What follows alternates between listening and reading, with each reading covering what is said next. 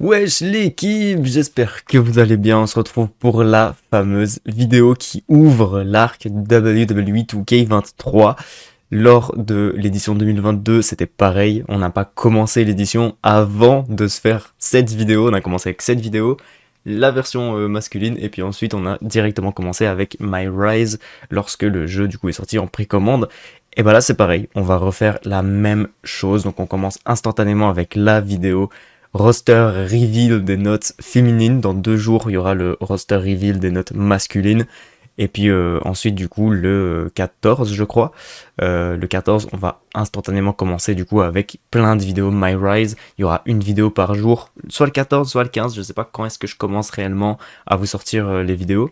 Est-ce que j'aurai le temps, du coup, le 14 de avoir tourné, monté et posté cette vidéo? Je sais pas. Mais en tout cas, je sais que après, on va être sur une vidéo par jour. Ça va être tout le temps là, vraiment. Genre, il y a peut-être un jour où il n'y aura pas de vidéo My Rise. Je pense peut-être le samedi où il n'y aura pas de vidéo My Rise, mais il y aura une autre vidéo. Donc voilà, je vous spoil un petit peu comment ça va se passer, mais en tout cas, préparez-vous. Là, c'est le moment où on rentre vraiment dans l'arc, où je suis de retour et je fais plein de vidéos. Je fais une vidéo par jour. On re-rentre dans cet arc-là. Bref, on va directement commencer, je dis ça directement que ça fait quand même 1 minute 28, mais c'est pas grave, on va commencer du coup avec les notes. Et donc l'an dernier, j'avais pas affiché les notes, j'avais un tableur évidemment, mais j'avais pas affiché les notes, je vous l'avais juste dit à voix haute. Aujourd'hui, je vous affiche les notes, évidemment, comme ça au moins vous pouvez me suivre en même temps. Vous voyez les différences, etc. Et vous ne devez pas, genre, tout simplement juste écouter, vous vous rappeler, etc. Vous avez directement sous les yeux. Je vous explique déjà d'abord le tableau, comment ça se passe. On a du coup les notes 2K22, enfin 2022 ici. Les notes sont affichées du coup en rose puisque c'est du côté féminin, donc ça affiché en rose. Lorsque c'est affiché en vert, c'est parce que c'est une nouvelle entrée. En tout cas, il n'était pas là dans 2K22. Peut-être pas une nouvelle entrée. Zelina a déjà été dans d'autres jeux. Mais en tout cas, c'est du nouveau par rapport à l'an dernier. Lorsque c'est en bleu cyan, c'est parce que c'est des personnes qui faisaient partie d'un DLC dans 2K22. Et donc voilà. Ensuite, il y a du coup mes pronos à moi, la note que j'aurais donnée du coup avant de savoir la note. J'avais déjà misé certaines notes, etc. lorsqu'il y a eu le roster reveal avant d'avoir les notes. Donc j'ai fait un peu mon prono en me disant bah voilà comment ça va se passer, etc. Donc il y a mon prono. Ensuite du coup il y a les notes. Lorsque la note est affichée en rouge, c'est parce qu'elle fait partie du roster de Raw. En bleu, le roster de SmackDown. En orange, c'est lorsque c'est une ancienne superstar, Hall of Famer, pas Hall of Famer, peu importe, ancienne superstar qui n'est plus dans le roster actuel. Et en jaune du coup c'est le roster d'NXT. On a les noms du coup qui, pareil, encore une fois, jaune, c'est des personnages, enfin c'est des femmes qui étaient déjà là dans 2K22. En vert, c'est les nouvelles entrées et en cyan, c'est les DLC. Comme d'habitude, on a une autre couleur d'ailleurs, il y a l'orange que, en gros, c'est des personnes qui existaient déjà en 2022, enfin elles étaient déjà dans 2K22, mais elles ont changé de pseudo depuis, elles ont changé de nom, donc je les ai mis en orange. Il y en a d'ailleurs une, Katana Chance, qui elle faisait partie d'un DLC, mais aussi orange en même temps, parce qu'elle a changé de nom aussi. Bref, de l'autre côté, du coup, tout à gauche, là, tout ici, là, d'ailleurs je sais même pas parce que c'est inversé, donc je sais pas si c'est à gauche ou à droite pour vous. Je pense du coup c'est à droite. Tout à droite du coup on a la différence entre 2K22 et 2K23. Les notes du coup combien elles ont perdu ou combien elles ont gagné. D'ailleurs je me suis trompé un truc ici là, hop, c'est en jaune, or que c'est pas censé être en jaune. Ça m'a fait peur. C'était en vert alors que c'était censé être en jaune. Mais c'est pas grave. En soi, on va directement commencer. Du coup, c'est trié en fonction des pires notes jusqu'à la meilleure note. Et ça commence instantanément avec Tamina. Tamina qui perd 4 points par rapport à l'an dernier. Elle est passée de 75 à 71. Un peu trash pour Tamina, je trouve. Enfin, après, ça dépend où tu mets ta limite. Là, bah, du coup, leur limite, c'est à 71 du côté féminin. Côté masculin, c'est encore plus bas. Mais moi, ma limite, ça aurait été 74. Ça aurait été aussi ma pire superstar, de toute façon.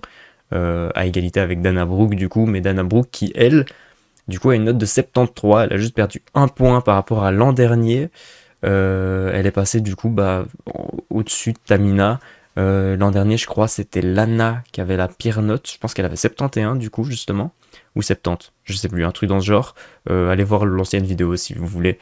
Mais oui, je pense que du coup Dana Brooke est passée au-dessus de Tamina.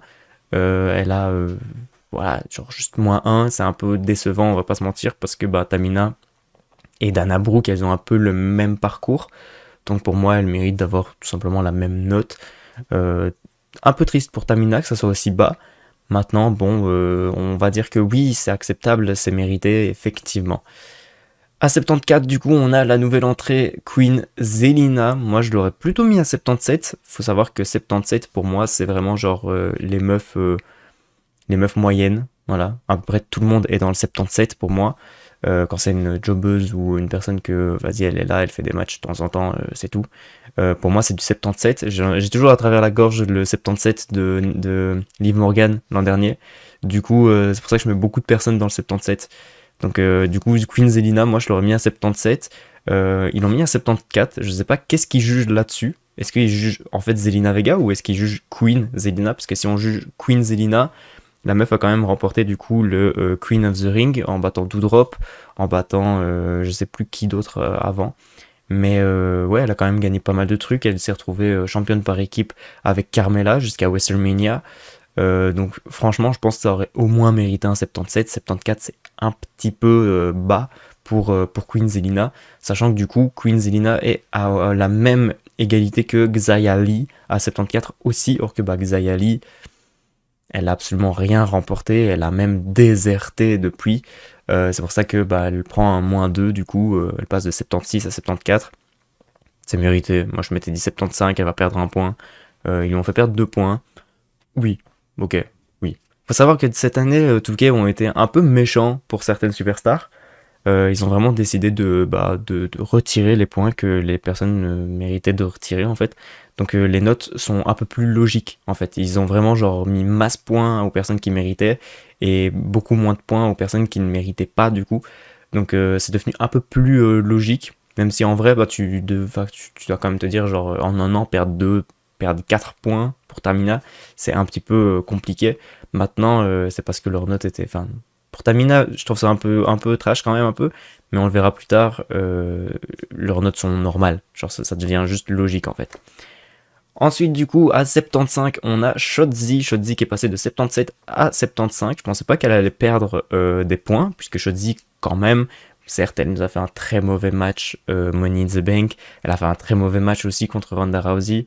Donc effectivement, c'est un peu chaotique, mais elle est quand même mise sur le devant de la scène. Elle est quand même là. La meuf a face turn cette année. Elle s'est retrouvée à faire équipe avec Raquel Rodriguez, je crois, un truc dans ce genre. Donc la meuf est quand même sur les écrans très souvent par rapport à d'autres qu'on verra plus tard d'ailleurs. Mais ouais, je pense que la meuf est là, je pense qu'elle aurait mérité de conserver son 77, même si les perfs in-ring sont pas incroyables, ça reste quand même Shotzi, on sait très bien qu'elle peut nous faire du bon catch, même si c'est vrai que là actuellement, elle ne veut pas trop du bon catch en vrai. Hein. Ensuite à 75 aussi, on a Stacy Keibler à 75, elle est dans le jeu parce que bah elle était déjà là dans le DLC, je pense que c'est pas mérité son apparence, enfin son apparition. Je pense qu'il y a certaines personnes qui vraiment ne méritaient pas spécialement d'être dans 2K23, mais vu que les personnages ont déjà été créés pour 2K22 dans les DLC, ils se sont dit, bof, on les a, on vous les met, que ça soit hors DLC, genre je sais bien qu'il y a presque tout NWO, il y a Hollywood Hogan, or que bah pourquoi? Genre l'an dernier, à la limite, ok, parce que c'était un peu, enfin c'était le pack de précommande, je crois. Non, même pas, c'était même pas le pack de précommande. C'était le pack icône, je crois, un truc dans le genre, ou le pack, non, c'était pas le pack de luxe. Je sais plus c'était quoi comme pack, mais c'était le pack du coup qui coûtait beaucoup plus cher. Là maintenant, bah voilà, on les a gratuits, enfin pas gratuits, mais genre on les a pas juste avec le jeu, quoi. Donc vraiment les DLC, les trucs, les packs, etc. Ils ont décidé de, bah voilà, on a déjà les personnages, on les remet dedans de toute façon. Ça fait des personnes dans le roster. Bon, on va pas s'en plaindre évidemment. Stacy Keibler, c'est toujours cool d'avoir plus de meufs dans le roster. Elle va servir à rien à part comme manager potentiellement chez moi. Mais c'est toujours cool d'avoir plein de personnes de toute façon. Donc oui, 75, ça paraît normal. Elle a pas changé sa note. C'est logique. Pour moi, c'est logique. Ensuite, à 76, on a Alia. Alia, nouvelle entrée. Moi, j'aurais plus misé sur un 78 pour Alia.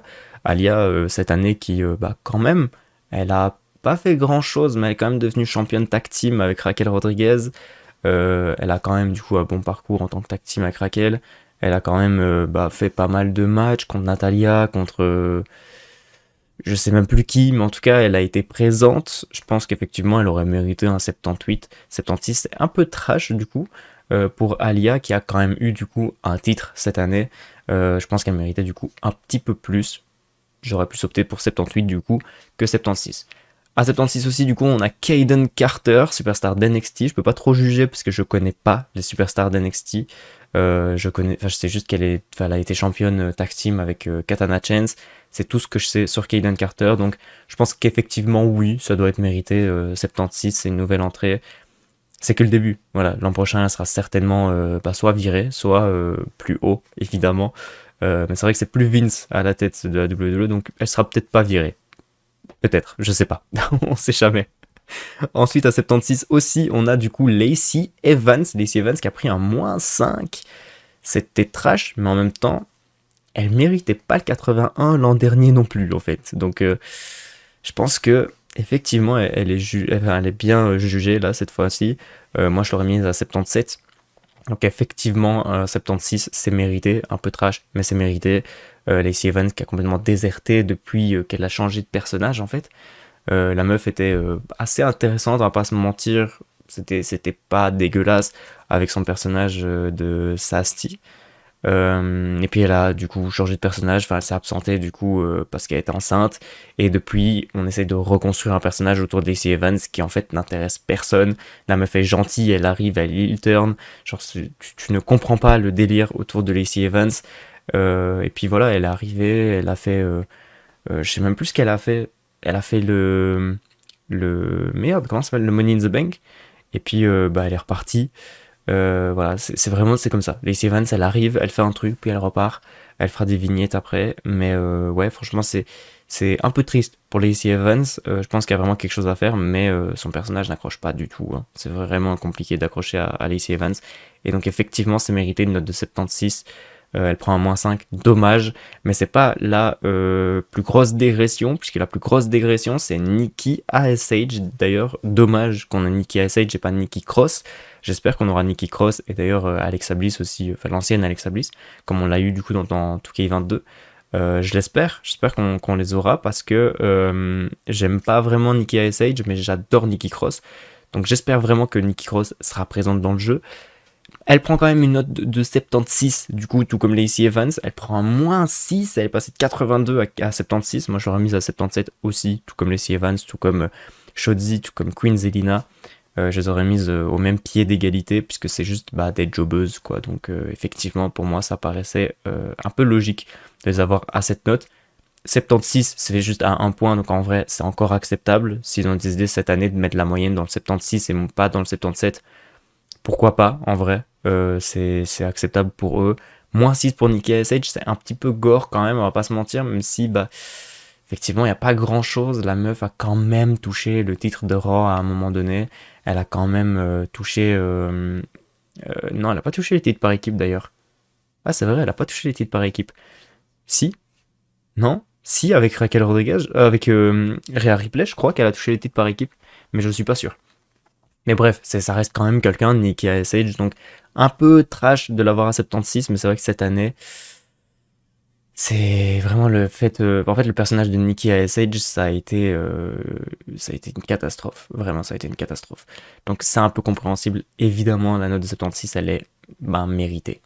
À 76, on a du coup la nouvelle arrivée, Zoe Stark. Je ne sais pas grand-chose sur Zoe Stark. Je pense juste qu'elle a fait équipe avec... merde, j'ai pas son nom d'ailleurs, dommage. Avec Nikita Lyons, voilà, je crois qu'elle a fait équipe avec Nikita Lyons, c'est tout ce que je peux vous dire. J'en ai aucune idée de qui est Zoe Stark, je sais absolument pas est-ce qu'elle est forte sur le ring ou pas du tout. J'en ai aucune idée, voilà, je peux pas vous dire, j'en ai aucune idée. On passe du coup au 77 et elle reste au même pied d'égalité du coup que l'an dernier. Indy Hartwell, 77, elle était là dans un DLC, donc en vrai c'est un peu logique. Je sais pas, je peux pas juger qu'est-ce qui se passe du coup du côté d'Indy Hartwell. Tout ce que je sais c'est que j'ai hâte qu'elle rentre dans le roster principal. Elle manque un petit peu. J'ai envie d'avoir un retour de The Way avec Candice LeRae, Johnny Gargano et Dexter Lumis. Pas pour Austin Theory évidemment, puisque Austin Theory est dans une lancée énorme, mais quand tu vois le parcours des autres, tu te dis qu'effectivement ce serait bien d'avoir un retour de The Way. Même si d'ailleurs je pense qu'ils ont été, ils ont été entrevus, je pense, en fond dans une vignette de la WWE. Donc ouais, il y a peut-être moyen. Et j'attends que ça. J'attends vraiment que Indy Hartwell rentre dans le roster principal et recrée du coup le The Way sans Austin Theory évidemment. A77 est celle qui n'a pas bougé non plus au niveau note, Sonya Deville. Sonya Deville, moi je pensais qu'elle allait prendre un point parce que quand même, Sonya Deville cette année, c'était là quoi. C'était quand même intéressant, hein, on va dire ça comme ça. C'est un peu compliqué de dire intéressant, mais c'était là. Ça a fait des matchs contre Charlotte Flair, ça a fait des matchs contre d'autres personnes, je sais plus qui, mais ça a fait des matchs. Là actuellement, elle combat face à Liv Morgan dans les house shows. Donc effectivement, je pense que Sonya Deville, ça aurait pu prendre un point de plus. On y a cru à un moment donné pour le Royal Rumble. On s'est dit, il y a moyen de mettre Sonya Deville pour qu'elle aille chercher du coup le titre de Charlotte Flair, même si elle aurait jamais été chercher le titre de Charlotte Flair. On y a quand même cru à un moment donné. Enfin, moi en tout cas, j'y ai quand même cru. Donc je me suis dit, oh, peut-être un petit point de plus cette année, un petit 78. Non, elle reste clairement à 77, Sonya Deville. C'est triste d'ailleurs pour elle, hein, parce que depuis qu'il y a eu la fin entre Sonya Deville et Mandy Rose, ça a été une fin totale de Sonya Deville. Elle a été intéressante en tant que manageuse d'ailleurs, mais c'est tout. Depuis qu'elle est plus manageuse non plus, c'est vraiment, il n'y a rien qui va du côté de Sonya Deville, c'est dommage. Mais bon. À 77 aussi, on a Stephanie McMahon, effectivement. Elle sera jouable, certainement, et elle sera en tant que manageuse, certainement aussi. 77, elle n'a pas bougé, c'est tout à fait normal, c'est logique. Ensuite, on a aussi une personne qui n'a pas bougé, c'est Carmella. Carmella qui est restée à 79. Effectivement, c'est vrai que Carmella, c'est une assez bonne note, c'est mérité, son 79. Elle n'a pas fait grand chose cette année non plus. Elle a été championne du coup avec Queen Zelina, championne par équipe. Mais franchement, Carmella, ça reste de toute façon du 79, même si elle a été championne de SmackDown à un moment donné et qu'elle a battu Asuka d'ailleurs, où on comprenait pas comment c'était possible. Mais effectivement, depuis Carmella, c'est pas trop intéressant. Je pense qu'effectivement, tout ce qui est bien, c'est de la faire tourner en équipe. Et donc, la faire tourner en équipe avec Queen Zelina, c'était intéressant. Maintenant, je sais pas trop le chemin qu'elle va avoir. Mais note de 79, c'est mérité. Ça reste quand même quelqu'un, Carmella. Donc, oui, ça reste logique d'avoir un 79. Même si, évidemment, son parcours actuel est pas ouf. Son match face à Bianca Belair est pas ouf non plus. C'est effectivement sur le ring, c'est pas ça du tout pour Carmella, mais ça reste quand même quelqu'un, donc effectivement, c'est mérité d'avoir un 79. À 79 aussi, du coup, on a Cora Jade. Cora Jade, j'aurais peut-être mis à 80, moi, Cora Jade. Je peux pas trop juger, je connais pas trop NXT, mais effectivement, je pense que Cora Jade et Roxanne Perez, j'allais dire Roxy, c'est vraiment ce qui a été de mieux à peu près à NXT ces temps-ci. Donc effectivement, moi je crois que j'aurais bien misé sur Cora Jade dans un 80, même si j'ai pas du coup fait de notes parce que j'en ai aucune idée. Mais je pense qu'effectivement un 80 aurait été mérité, puisqu'on sait que Roxanne Perez a 81 de toute façon. Donc je pense que ça aurait été mérité un 80. Maintenant, 79 c'est pas mal non plus.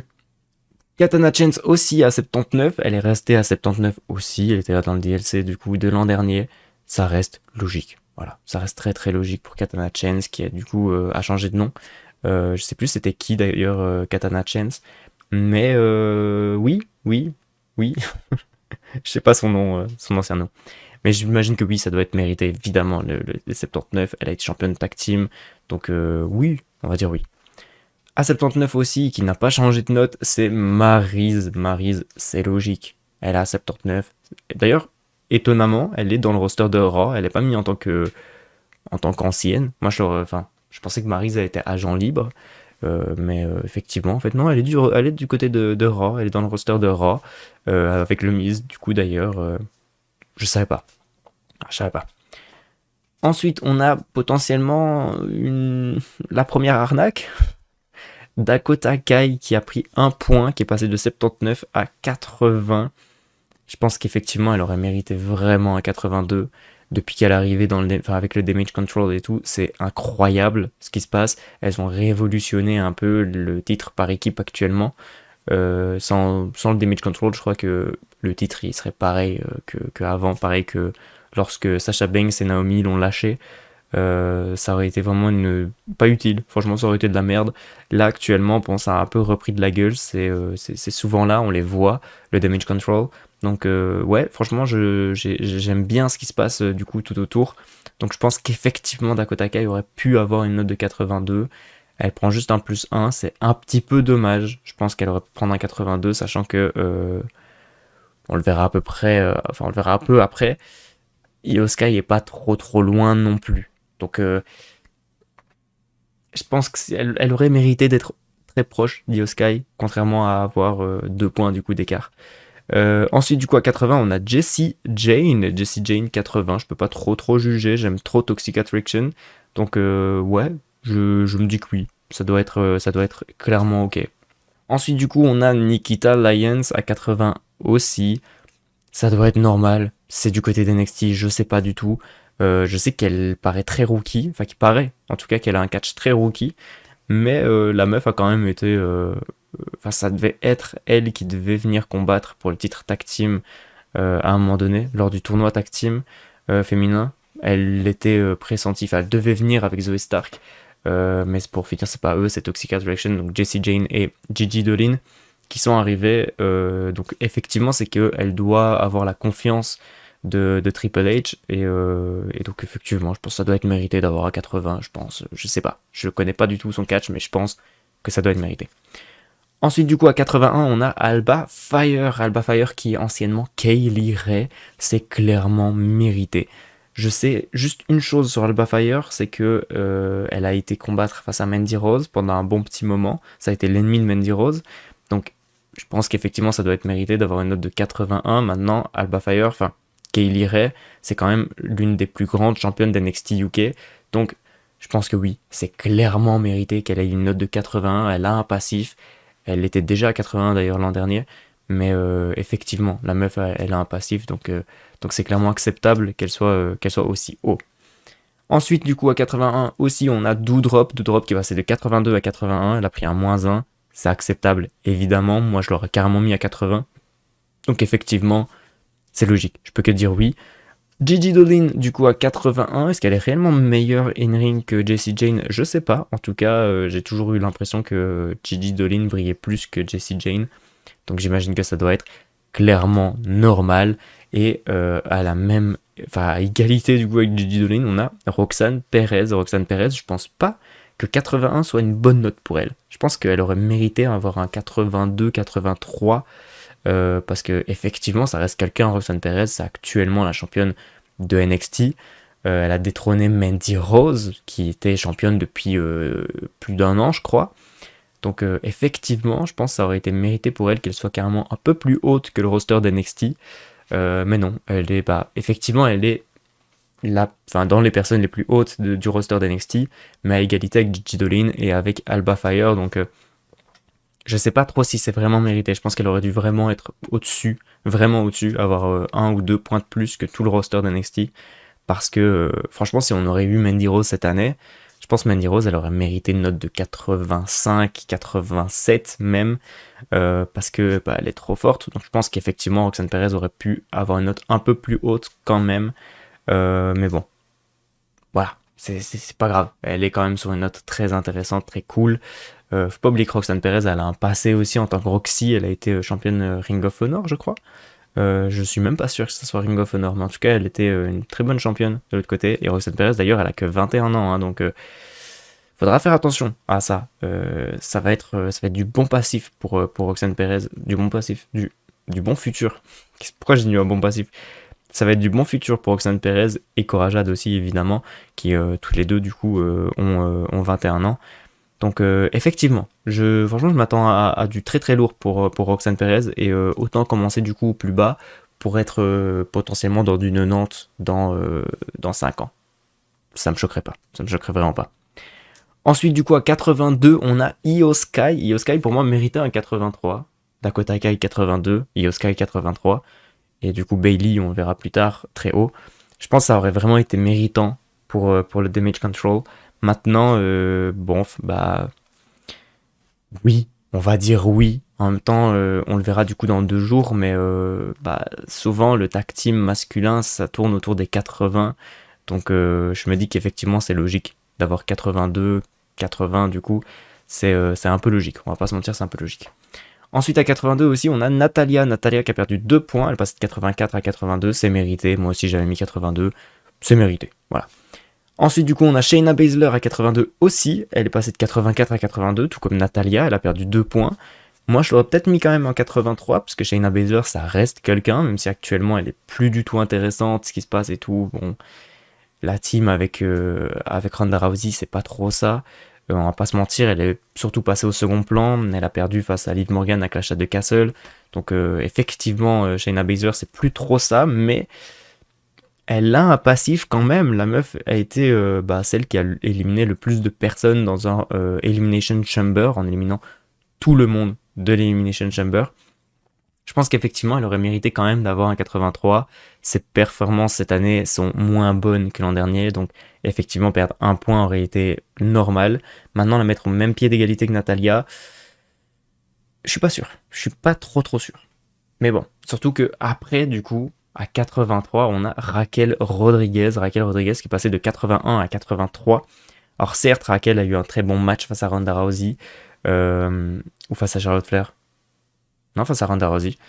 Oui, elle a eu un très bon match face à Ronda Rousey. La meuf, et même face à Charlotte Flair, en fait, elle a eu un très bon match avant WrestleMania, je crois. Je sais même plus, je me rappelle même plus. Mais effectivement, Raquel Rodriguez, elle a du coup fait pas mal de preuves, enfin un peu ses preuves, mais pas autant que Shayna Baszler. Donc pour moi, Raquel méritait d'être en dessous de Shayna. C'est pour ça que je lui avais mis une note de 82, 83 pour Shayna. Mais voilà, 83, on mise beaucoup sur Raquel. Raquel, c'est potentiellement le futur de la WWE. Donc oui, maintenant je pense que Raquel, ça va juste devenir une attraction, puisque c'est la meuf la plus grande, la plus musclée, la plus... voilà, donc je pense que ça va surtout être plus une attraction qu'autre chose, et je redoute le jour où elle va devenir heel, parce que... ça sent pas très bon, le Raquel Rodriguez en tant que heel. Ça sent pas bon. Ensuite, du coup, au-dessus de Raquel Rodriguez, on a Alexa Bliss avec une note de 85. Elle a pris un point de plus. Pour moi, là, c'est une douille de ouf. Mais je sais pas pourquoi j'en ai pas parlé lors de l'an dernier. En fait, l'an dernier, dans la vidéo de l'an dernier, j'ai pas parlé de la note d'Alexa Bliss. Ou en tout cas, je m'en rappelle pas d'avoir parlé de la note d'Alexa Bliss. Mais en fait, Alexa Bliss, elle est sous-estimée de fou. En fait, pour moi, Alexa Bliss et Bayley, c'est les meufs les plus sous-estimées de fou. Et le pire dans tout ça, c'est que lorsque le gars a annoncé à Alexa Bliss sa note, Alexa Bliss lui a dit « Je mérite moins que l'an dernier ». La meuf, elle s'est dit « Franchement, 84, c'est trop haut. Cette année, je mérite d'avoir un 83, 82 peut-être. » Genre, je sais pas si elle a donné un chiffre. Enfin, non, elle a pas donné de chiffre. Mais elle a dit « Je mérite moins que l'an dernier ». Donc, la meuf, si on résume tout le parcours d'Alexa Bliss, la meuf cette année, enfin pas cette année mais en tout cas elle est passée de j'ai un personnage impossible à booker parce que je suis avec Bray Wyatt à j'essaye de rechanger, je suis plus sous l'emprise de Bray Wyatt, je fais des séances de psy, je deviens intéressante, j'arrive à Elimination Chamber, en fait j'ai pas changé, je suis juste complètement taré comme avant en fait, j'ai même une balançoire dans ma cage. Genre, c'est dinguerie. Pour en fait disparaître, revenir en étant un peu intéressante, un peu, faire équipe du coup avec plein de personnes, avec Liv Morgan, avoir du coup une chance pour le Money in the Bank. Et puis ensuite, elle se retrouve à faire équipe avec Asuka et Bianca Belair. Et là, on enchaîne potentiellement sur des bangers de ouf en fait. Je comprends pas pourquoi elle dit non, je mérite pas. Elle mérite moins que l'an dernier pour elle, or que excuse-moi, mais tu nous as sorti un match de fou à Crown Jewel, en équipe avec Asuka, contre Damage Control. Tu nous as sorti un match de malade mental avec Bianca Belair, Asuka, contre du coup l'entièreté du Damage Control. Ça nous a sorti des matchs de fou. Alors certes, le dernier match, pas ouf face à Bianca Belair, mais sur toute l'année, vraiment, genre Alexa Bliss, elle est irréprochable en vrai. J'aurais pas grand chose à lui dire. La meuf, elle a fait une bonne année. Alors, effectivement, elle mérite d'avoir une note de 85 sur cette année, mais Alexa Bliss, c'est du passif de fou. Alexa Bliss, c'est quand même la meilleure championne de Raw. Alexa Bliss, c'est la meilleure championne tag team avec Nikki Cross. Genre, c'est la meuf, elle est incroyable en fait. Hein. Si Alexa Bliss, elle est pas au Hall of Fame, c'est une dinguerie, c'est une honte. Parce que vraiment, genre, Alexa Bliss et Bayley, c'est les deux meufs les plus sous-estimées au monde. Je ne comprends pas comment ça se fait qu'elles sont pas à des 90 depuis bien longtemps. Parce que Alexa Bliss, meilleure championne de Raw, Bayley, meilleure championne de SmackDown, et les deux sont meilleures championnes tag team. Alors certes, Alexa Bliss avec Nikki Cross et Bayley avec Sasha Banks, mais genre les meufs, vraiment, genre Becky Lynch, ce n'est rien du tout à côté d'eux. Becky Lynch, certes, elle a eu un très bon règne, 400 jours, trop bien, plein de défenses, etc. Elle a pas défendu son titre plus qu'Alexa Bliss. Et je vous jure, genre, c'est pas genre juste parce que je kiffe Alexa Bliss que je vous dis ça, c'est parce que vraiment, si on calcule vraiment niveau chiffres, c'est sérieux ce que je vous dis. C'est vraiment genre Alexa Bliss est l'une des meilleures championnes de Raw. Alors peut-être pas sur un règne, mais sur l'entièreté de ses règnes, c'est la meilleure championne de Raw. Donc on verra ça dans dans des vidéos plus tard évidemment, potentiellement. J'espère d'ailleurs que je vais pouvoir vous tourner ces vidéos parce que je l'attends depuis très très longtemps de vous faire cette vidéo. Mais on verra ça plus tard, mais vous verrez à quel point Alexa Bliss, c'est vraiment pas méritant d'avoir un 85. Pour moi, Alexa Bliss, elle mérite un 88 instantanément. Mais bon, au-dessus de elle, à 86, on a celle qui a eu le plus, enfin qui a ramassé le plus de points en fait. Elle a pris 9 points, la meuf, normal. Liv Morgan, c'est mérité de fou, 86, c'est logique. Elle passe de 77 à 86, la meuf. Je l'aurais mis à 85, moi personnellement. Ils ont été encore plus gentils que moi, ils l'ont mis à 86. Mais franchement, oui, c'est mérité. Évidemment, Liv Morgan, c'est peut-être genre la GOAT de cette année-ci. Elle a été incroyable, la meuf. Elle a fait des matchs contre des personnes juste pour jobber. Et elle nous a sorti des bons matchs. La meuf, elle a eu un bon petit parcours de championne de SmackDown. Elle s'est faite un petit peu huée, du coup. Le public s'est un peu retourné contre elle suite à SummerSlam, je crois. Mais franchement, genre, ça reste quand même la GOAT, la meuf, tout le monde l'a félicité lorsqu'elle a commencé à choper son titre. La pop qu'il y a eu à Money in the Bank, c'était incroyable.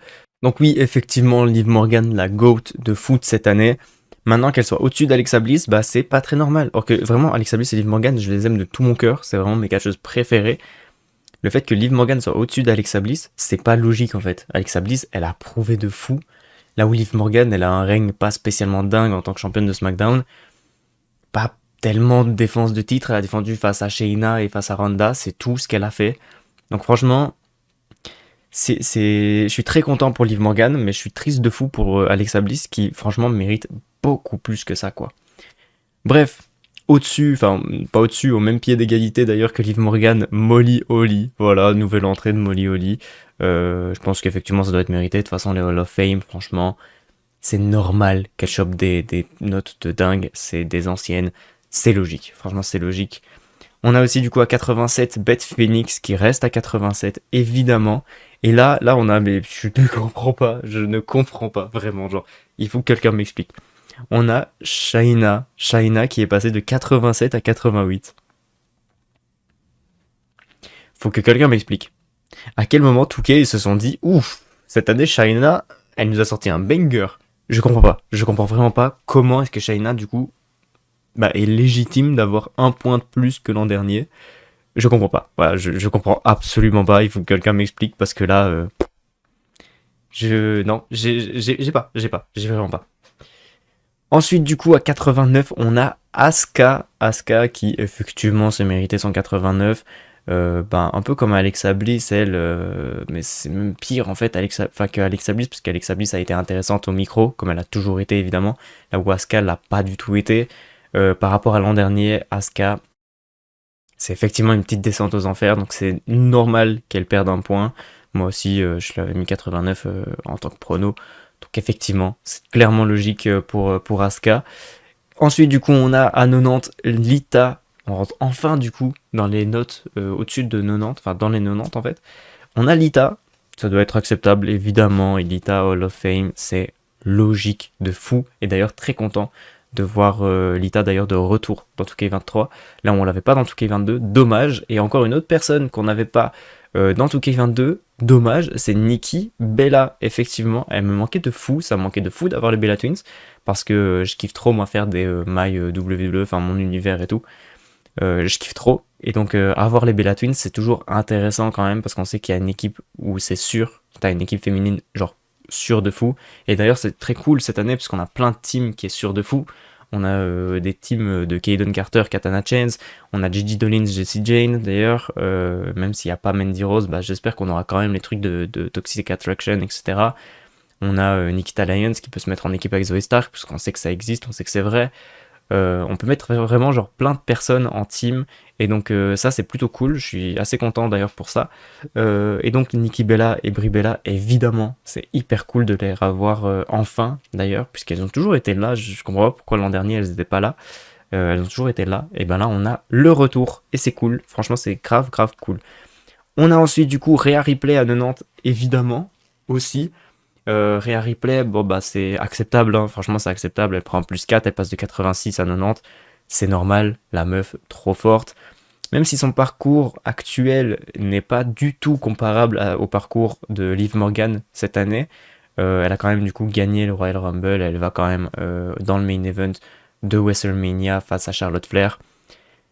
C'est acceptable, c'est clairement acceptable. D'ailleurs, je crois que Rhea Ripley avait la même note que Finn Balor avant, je crois que c'était 87, je pense qu'elle avait pris un plus 1. Mais ça lui a remis des points en fait par après. Lors du roster reveal que Xavier Wood a fait, c'était 87 je pense qu'elle avait comme note. Et là du coup, lors du reveal vraiment de Touquet, on a eu une note de 90. Je pense qu'ils ont décidé de lui en mettre plus de points parce qu'elle a gagné le Royal Rumble et c'est clairement mérité, évidemment. Ensuite, du coup, on a Bayley qui passe de 88 du coup à 91. Moi, j'aurais plus mis une note de 92 pour Bayley, parce qu'évidemment, comme je l'ai dit tout à l'heure, c'est la meilleure championne de SmackDown et la meilleure championne par équipe aussi. Donc, effectivement, pour moi, c'est mérité de fou. Elle prend un plus 3 cette année, c'est évidemment très très très mérité, même si, bon, la meuf a tout fait pour essayer de choper le titre de Raw de Bianca Belair, elle a pas réussi. Donc, vraiment, est-ce que ça mérite ça? Je sais pas. Mais en tout cas, elle nous fait des bonnes perfs et bah, vu son passif, c'est clairement logique qu'elle soit aussi haute. C'est normal. Moi, je valide clairement tout ça. Ensuite, du coup, on a Ronda Rousey avec 93. Elle est passée de 91 à 93. Est-ce que c'est réellement mérité d'avoir un plus 2 pour Ronda Rousey? Je crois pas. Avoir un plus 1, effectivement, oui, puisqu'elle a été championne de SmackDown. Maintenant, un plus 2, je pense que c'était pas spécialement méritant parce que, à part son match face à Charlotte Flair, les autres matchs bah, sont pas possibles à noter. Les notes face à Liv Morgan, c'est pas notable puisque ça dure moins de 5 minutes. Et puis son match face à Natalia est dégueulasse. Et son match face à Raquel est plutôt bien, même si bah, du coup après il y a le match face à Charlotte Flair qui dure quelques secondes. Et puis victoire de Charlotte Flair, donc fin du règne de Ronda. Donc effectivement, je sais pas si c'est mérité d'avoir un plus 2, mais en tout cas c'est mérité, ça reste Ronda Rousey, ça reste la meuf la plus badass. Enfin voilà, c'est mérité. Est-ce que quelqu'un peut dire non, Ronda Rousey elle mérite une note de 77? Non, personne ne peut dire ça, c'est pas possible. Donc effectivement, 93 c'est mérité. J'aurais plus été sur du 92, mais bon, c'est acceptable. Ensuite, du coup, on a Trish Stratus à 93 aussi. Elle est passée de 88 à 93. Est-ce que c'est parce que du coup on est dans l'univers de John Cena? Je crois qu'il y a eu des trucs entre John Cena et Trish Stratus, ils ont fait pas mal d'équipes et tout ensemble. Donc est-ce que c'est parce que bah, on est dans la cover John Cena, l'univers John Cena, donc on lui a mis une note beaucoup plus haute. D'ailleurs, est-ce qu'elle mérite vraiment d'être aussi haute par rapport à Lita d'ailleurs? Avoir 3 points de plus que Lita? Je sais pas. Est-ce qu'elle mérite de prendre un plus 5 en un an? Je sais pas, mais je crois que c'est justement parce que bah, on est dans l'univers de John Cena et que Trish Stratus tournait un peu autour de tout ça. Enfin, elle fait partie du coup de l'univers de John Cena, tout comme Nikki Bella, Brie Bella, etc. aussi. Donc je pense qu'effectivement, ça doit être mérité et je pense que l'an dernier, bah, enfin l'an prochain, elle va reprendre une note de 88, certainement. Ensuite, on passe du coup à bah, le dernier, le top 3 en réalité. Là, on a du coup les 3 meilleurs superstars. D'ailleurs, je vais vous descendre entièrement. Les 3 meilleurs superstars de WWE 2K23 cette année, c'est Charlotte Flair avec une note de 94. Elle passe de 90 à 94, 4 points de plus. Est-ce que c'est mérité? Je pense pas. Je pense pas que c'est mérité de la part de Charlotte Flair. Elle fait pas un bon run hein, cette année, franchement. Son run de championne de SmackDown, c'est pas fou. Son match à WrestleMania est pas mal. Son match à WrestleMania Backlash est beaucoup mieux, mais ensuite, hors tout ça, elle disparaît. Et puis elle revient pour prendre le titre à Ronda dans un match pas dingue. Donc effectivement, est-ce que c'est mérité de prendre un plus 4 cette année? Je crois pas. Maintenant, ça reste Charlotte Flair, ça reste la meuf qui a gagné 10 000 titres à la WWE. Donc effectivement, ça reste mérité sur ça. Maintenant, prendre 4 points cette année, non. Mais effectivement, elle méritait pas spécialement un 90 l'an dernier. Mais c'est parce que les termes étaient... les notes étaient beaucoup plus basses l'an dernier. On avait 92 du coup pour la superstar la plus haute. Donc effectivement, ça reste logique. On va pas se mentir, ça reste clairement logique. Ensuite, du coup, on a Bianca Belair qui prend un plus 8, deuxième deuxième femme à prendre pas une note aussi haute, à prendre plus de points en un an. Elle est passée de 87 à 95, c'est clairement mérité de fou pour Bianca Belair. J'aurais plus mis à 91, moi. Mais effectivement, ça reste la IST, ça fait un an, elle est championne. C'est clairement, oui, effectivement, elle mérite d'avoir une note de 95, c'est oui, de fou.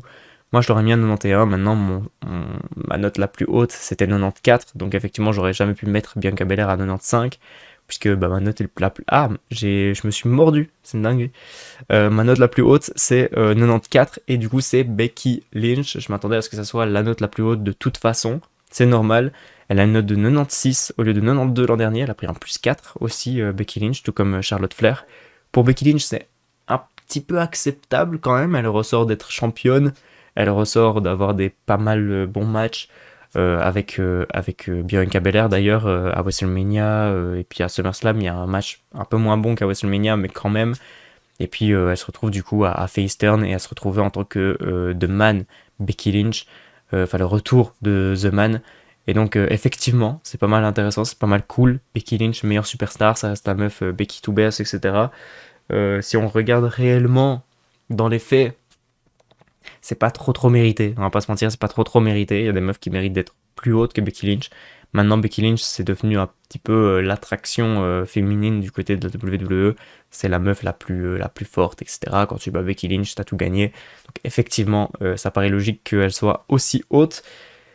Ça reste Becky Two Bears, ça reste... je sais même pas quoi dire d'autre sur Becky Lynch, mais voilà, ça reste Becky, voilà. Même si c'est pas la meilleure championne de Raw, ça reste Becky Lynch quand même, donc effectivement une note de 96, c'est mérité. Un peu en dessous, j'ai notifié du coup Scarlett qui du coup on l'a vu dans l'entrée de Karen Cross, mais donc elle sera certainement en tant que manageuse. Dans les managers, je sais pas qui y aura d'autres, mais j'imagine certainement du coup Stephanie McMahon, et le reste j'en ai aucune idée. Voilà, je sais absolument pas qui y aura d'autres comme superstar féminine en tant que manager. Donc voilà, sur ça, je suis dans le flou total. Bref, c'est la fin du coup de ce rank de ce roster reveal féminin d'ailleurs. Petite vidéo 44 minutes évidemment, ça paraît normal. Bref, sur ce du coup, j'espère que ça vous a plu. Mettez un like à cette vidéo évidemment. Dites-moi dans les commentaires s'il y a vraiment quelqu'un qui la note vous choque. La note est beaucoup trop basse par rapport à ce qu'elle mérite, par rapport du coup à Alexa Bliss, qui mérite sincèrement un 88 au lieu d'avoir un 85. Mais voilà, dites-moi s'il y a d'autres superstars que j'ai manqué, ou j'ai dit qu'effectivement ça paraît logique, ou superstars de NXT que je connais pas du tout et qui méritent potentiellement d'être beaucoup plus haut. Je sais pas, voilà, dites-moi. D'ailleurs, c'est vrai que je l'ai notifié un petit peu, mais du coup les superstars à avoir pris le plus de points, c'est Liv Morgan avec 9 points, puis ensuite c'est Bianca Belair avec 8 points, et puis Trish Stratus avec 5 points, c'est une dinguerie. Et celles qui ont pris du coup le moins, qui a pris justement une plus grosse différence négative, c'est Nikki ASH avec un moins 6, Lacey Evans avec un moins 5, et puis Tamina avec un moins 4. Voilà, c'est les superstars qui ont pris le plus et qui ont perdu le plus cette année. Bref, sur ce, je vous fais des bisous, on se retrouve dans 2 jours, déjà on se retrouve demain pour le Road to WrestleMania, et dans 2 jours pour du coup le roster reveal masculin. Sur ce, ciao.